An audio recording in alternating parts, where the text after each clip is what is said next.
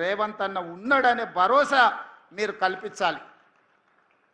పేదలకు నమ్మకం విశ్వాసం కల్పిస్తే మన జన్మ సార్థకమైనట్టే.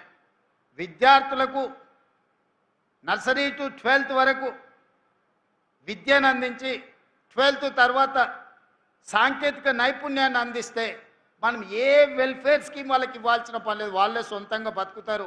ఈ దేశంలోనే కాదు ఇతర దేశాలలో కూడా సేవలు అందిస్తారు. లక్షల రూపాయలు సంపాదించి వాళ్ళ కుటుంబాన్ని ఆదుకునే ప్రయత్నం చేస్తారు. ఎవరు కూడా ఇష్టంతో సంక్షేమ పథకాలను తీసుకోరు. ప్రభుత్వం నుంచి ఉచితంగా కష్టం వచ్చినప్పుడు మాత్రమే సంక్షేమ పథకాలను ఉచితంగా తీసుకోవాలని ఆలోచన చేస్తారు. చాలామంది ఆత్మగౌరవంతో బ్రతకాలనుకుంటారు, కష్టపడి బతకాలనుకుంటారు, విద్య నేర్చుకొని సాంకేతిక నైపుణ్యాన్ని నేర్చుకొని సమాజంలో గౌరవం పొందాలనుకుంటారు. ఆ అవకాశాలు ప్రభుత్వం కల్పించలేనప్పుడే, ప్రభుత్వం అందించలేనప్పుడే సంక్షేమ పథకాల కోసం ఎదురు చూస్తారు. సంక్షేమ పథకాలను తగ్గించాలనుకుంటే సర్వస్వతంత్రంగా వాళ్ళ కాళ్ళ మీద నిలబడే విధంగా మన విధానాలను మనం అమలు చేస్తే ఏ ప్రజలు కూడా ప్రభుత్వం నుంచి ఉచితంగా ఆశించరు. అందుకే ఈరోజు మనం ఈ విషయాలకు సంబంధించి nursery to 12th class breakfast, lunch, education, school kit ఇవన్నీ ఇవ్వడంతో పాటు నాణ్యమైన విద్యను అందించాలి. 12th తర్వాత సాంకేతిక నైపుణ్యాన్ని మనం అందించాలి. దాని మీద పూర్తి స్థాయిలో మా సహచర మంత్రులు సమయాన్ని కేటాయించి ప్రజలందరికీ వివరించి ప్రభుత్వము పేద ప్రజల కోసమే పనిచేస్తుందనే నమ్మకాన్ని కలిగిద్దామని మీ అందరికీ విజ్ఞప్తి చేస్తూ, నిన్న మన ఒక ఆయన ఇక్కడికి వచ్చిపోయాడు. ఈ విషయాన్ని కూడా మీతో పంచుకోవాలి. సనత్ నగర్ ఎమ్మెల్యే గారు వాళ్ళ పార్టీ నాయకుడిని మనం పూర్తి చేసి ప్రారంభిస్తున్నామంటే ముందుగానే ఎట్లయినట్టు మనం రివ్యూస్ చేసినప్పుడు టీవీలలో పేపర్లలో వార్తలు వస్తాయి. వచ్చే నెలలో ముఖ్యమంత్రి గారు లేదా వైద్య ఆరోగ్య శాఖ మంత్రి ఉప ముఖ్యమంత్రి గారు సనత్ నగర్ హాస్పిటల్ని ప్రారంభించబోతుండు అని టీవీల పేపర్లో చూడంగానే పొద్దున్నే లేస్తున్నారు, పగటి వేషగాళ్ళలాగా తయారవుతున్నారు, ఇక్కడికి వచ్చి హడావిడి చేస్తున్నారు.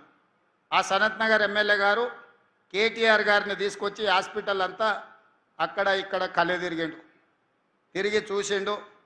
ఇది మేమే కష్టపడి కట్టినాం, రేవంత్ రెడ్డి గారు ప్రారంభిస్తున్నాడని ఆరోపణ చేసింది. నాకేం అభ్యంతరం లేదు. అట్లీస్ట్ వాళ్ళ ఆత్మ పరిశీలన చేసుకోవడానికన్నా పర్యటన పనికొస్తుంది. అయితే ఇది అయిన తర్వాత ఆ సనత్ నగర్ ఎమ్మెల్యే గారు చెప్పారు, ఈ వెనకాలనే ఎర్రగడ్డ మెంటల్ హాస్పిటల్ ఉంటుంది, ఒకసారి పోయి చూసిపోదామని. మనోనికి బుర్ర తక్కువ కదా, ఆలోచన ఉండదు కదా, దబదబా లోపలికి పోయిండు. లోపలికి పోతే అక్కడ అందరూ ఎవరి పనులు వాళ్ళు చేసుకుంటారు. ఒక పెద్ద మనిషి కళ్ళు మూసుకొని ధ్యానం చేస్తున్నట్టుగా ఆయన గత జ్ఞాపకాలను కుటుంబాన్ని గుర్తు చేసుకుంటూ ఆయన డీప్ ట్రాన్స్లో ఉంటే ఈ సనత్ నగర్ ఎమ్మెల్యే గారు పోయి ఊరుకుండక ఆయన భుజం తట్టి తాత తాత అని లేపిండు. కళ్ళు తెరిచి చూసిండు ఇద్దరు. ఏం సంగతి బిడ్డ అంటే, మా సార్ని గుర్తుపట్టినావు అని నేను చూపించాడు. లేదు బిడ్డ నేను గుర్తుపట్టలేదు అన్నాడు. ఆ సార్కు విపరీతమైన కోపం ఉక్రోషం వచ్చింది. నన్ను గుర్తుపట్టవా తెలంగాణలో ఉండి, నా సంగతి మా నాయన సంగతి నీకు తెలియదా, నన్ను ఎట్లా గుర్తుపట్టవని. లేదు బిడ్డ నిజంగానే నేను గుర్తుపట్టలేదంటే, ఇగో ఆ టిమ్స్ సనత్ నగర్ కట్టింది నేనే, అల్వాల్ టిమ్స్ కట్టింది నేనే, ఎల్బీ నగర్ టిమ్స్ కట్టింది నేనే, అయినా నన్ను గుర్తుపడతలేవా అన్నాడు. ముసలాయన నింపాదిగా, ఊకుండు బిడ్డ ఊకుండు, నేను వచ్చినప్పుడు కూడా ఈ లోపలికి వచ్చినప్పుడు చార్మినార్ నేనే కట్టినా, గోల్కొండ నేనే కట్టినా, హైదరాబాదు నగరాన్ని నేనే నిర్మించిన చెప్పేటోని, డాక్టర్లు గుర్తుపట్టిర్రు, నా తిక్క కాస్త ఎర్రిగా మారిందని కరెంటు వైర్లు పెట్టి షాక్ ఇవ్వగానే ఇప్పుడు జర్ర సోయిలకు వచ్చిన, ఇక తొందరలోనే నేను ఇంటికి పోతున్నా బిడ్డ, నీకు కూడా ఈడ చేరితే ఒక వారం ఉంటే అతను ఏమనుకుంటున్నాడంటే ఇతను కూడా ఎర్రిలేసి తిక్కతోని ఎర్రగడ్డకు వచ్చిండు అనుకొని, నీకు కూడా ఏం కాదు బిడ్డ, డాక్టర్లు మంచోళ్ళు ఉండ్రు, ఈ కరెంటు వైర్లు పెడితే వారంలో నీకు నిజం అర్థమవుతుందని చెప్పిండు.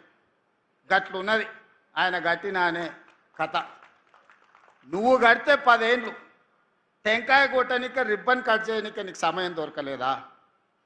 నిజంగానే నువ్వు సనత్ నగర్ టిమ్స్ కట్టినా, అల్వాల్ టిమ్స్ కట్టినా, ఎల్బీ నగర్ టిమ్స్ కట్టినా, వరంగల్ హాస్పిటల్ కట్టినా, ఉస్మానియా హాస్పిటల్ కట్టినా 10 సంవత్సరాలు చంద్రశేఖరరావు గారే ముఖ్యమంత్రిగా ఉన్నారు, హరీష్ రావు గారు వైద్య ఆరోగ్య శాఖ మంత్రిగా ఉన్నట్టున్నాడు, లేకపోతే ఇంకొక ఆయన ఉన్నట్టున్నాడు. మీ కుటుంబమే ఉంది కదా, మీరెందుకు రిబ్బన్ కట్ చేయలేదు, మీరు ఎందుకు ప్రారంభించలేదు, ఎందుకు మీరు పేదల కోసం సేవలు అందించాలనే ప్రయత్నం చేయలేదు? ఉస్మానియాని నిర్వీర్యం చేసి కూల్చాలని మీరు ప్రయత్నం చేస్తే కొత్త ఉస్మానియా హాస్పిటల్ని మేము కట్టినాం. మీరు జీవోలు ఇచ్చి టెంకాయలు కొట్టి మీరు ఏం కట్టుకున్నారు? 1000 ఎకరాలల్లో ఎర్రవల్లిలో ఫామ్ హౌస్ కట్టుకున్నారు. ఒక్క రోజైనా ఆలస్యమైందా? జన్వాడలో 100 ఎకరాలలో ఫామ్ హౌస్ కట్టుకున్నావు నువ్వు, విలాసవంతమైన ఫామ్ హౌస్, వైట్ హౌస్ కూడా పనికిరానంత గొప్ప ఫామ్ హౌస్ కట్టుకున్నావు. ఒక్క రోజైనా ఆలస్యమైందా? మీ చెల్లెలు శంకర్పల్లిలో ఫామ్ హౌస్ కట్టుకుంది, ఎప్పుడైనా ఆగిందా? మీ బావ మొయినాబాద్లో ఫామ్ హౌస్ కట్టుకున్నాడు, ఎప్పుడైనా ఆగిందా? మీ ఫామ్ హౌస్లో ఒక్కరోజు కూడా ఆలస్యం కాకుండా ఒక ఆయన 1000 ఎకరాలలా, ఇంకొక ఆయన 100 ఎకరాలలా, మీ చెల్లెలు 50 ఎకరాలలా, మీ బావ 25 ఎకరాలలా విలాసవంతమైన భవంతులు, పెద్ద పెద్ద గడీలు నిర్మించుకున్నారు. సరైన సమయంలో అవి పూర్తయినాయి. కానీ మా పేదలకు అందించే ఒక్క హాస్పిటల్ అన్న మీరు గట్టి చూపించిండ్రా, పూర్తి చేసిండ్రా, ప్రారంభించిండ్రా, పేదలకు వైద్యాన్ని అందించిండ్రా? ఇంకా కూడా ఆత్మ పరిశీలన చేసుకోకుండా ఏ మాత్రం సమాజం గమనిస్తుందని సిగ్గుపడకుండా నోటికొచ్చిన అబద్ధాలు చెప్పి బతకాలనుకుంటారు. తెలంగాణ ఉద్యమం అప్పుడు రాష్ట్ర సాధన కోసం మీరు ఎన్ని అబద్ధాలు చెప్పినా, ఎన్ని తప్పులు చేసినా ఆ ప్రొఫెసర్ కోదండరామ్ గారి ముఖం చూసి మేము అందరం ఊరుకున్నాం. ఇప్పుడు అట్లాంటి పరిస్థితి లేదు. దయచేసి మీ ఆలోచనలు, మీ బుద్ధి మారాలి.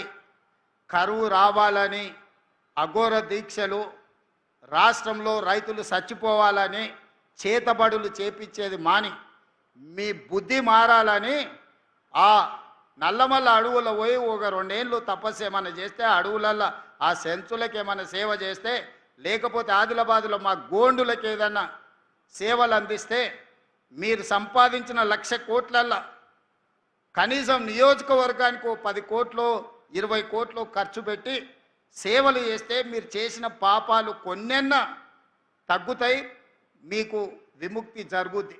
అంతే తప్ప అబద్ధాల ప్రచారాలతోని, ఆర్టిఫిషియల్ ఇంటెలిజెన్స్లో క్రియేట్ చేసిన సోషల్ మీడియా ప్రచారంతో, లేకపోతే మీ బంట్రోతులు కట్టే ఫ్లెక్సీలతోని మిమ్మల్ని ఎవడు నమ్మడు. మీరు అన్నీ చేసినామని అబద్ధాలు చెప్తేనే మిమ్మల్ని ఇంటికి పంపించారు. పార్లమెంట్ అప్పుడు గుండు సున్నిచ్చారు, సర్పంచ్ ఎలక్షన్లప్పుడు గోతి తీసి పాతి పెట్టారు, మున్సిపల్ ఎలక్షన్లప్పుడు మీ ఎక్కడున్నారో అత్తా పత్తా లేదు. అయినా మీ బుద్ధి మారలేదు. నేనేం మీ బుద్ధి మారాలని కోరుకుంటలేను. మీరు ఇట్లనే 2034 వరకు ఉండాలని నేను కోరుకుంటున్నాను. ఎందుకంటే మీలాంటి ఉంటే నాకు అలకట్ పని. చంద్రశేఖరరావు గారు నాకు ఏం సాయం చేసినా చేయకపోయినా గట్లాంటో నీ కొడుకు నువ్వు ఈ తెలంగాణకి ఇచ్చినందుకు నాకు మేలు జరిగింది. అట్లనే ఉండాలి. నీ కొడుకు మారొద్దు. మారితే మళ్ళీ మేము ఇంకా కొంచెం ఎక్కువ కష్టపడాల్సి వస్తుంది. కాబట్టి మిత్రులారా, ఎవరేమనుకున్నా, మా మంత్రులు కూడా బాధపడుతున్నారు, మా ఎంకన్నా మా బట్టన్న వాళ్ళు ఇట్లే చెప్పిరు అట్లే చెప్పిరని. వాళ్ళు అట్లనే అబద్ధాలు చెప్పాలన్నా నిజాలు ప్రజలకు అర్థమవుతూనే ఉంటాయి. వాళ్ళ అబద్ధాలు చెప్పడం మాననంత కాలం నేను ఇట్లాంటి నిజాలు చెప్పడం కూడా మాననింగా. ఎందుకంటే ప్రతి దగ్గర ఒక 5 నిమిషాలు నిజాలు చెప్పడం మొదలు పెడతా. ఇన్ని రోజులు మనకెందుకు లేని ఊరుకున్నా, ఇప్పుడు నిజాలన్నీ మీకు చెప్తాను. నిజాలు మీకు తెలుస్తాయి. ఈ కార్యక్రమాన్ని ఇంత అద్భుతంగా నిర్వహించినందుకు ఈ సనత్ నగర్ టిమ్స్ సిబ్బందితో పాటు మా వైద్య ఆరోగ్య శాఖ మిత్రులందరిని కూడా మరొక్కసారి అభినందిస్తూ మీ అందరి దగ్గర సెలవు తీసుకుంటున్నా. ధన్యవాదాలు మిత్రులారా.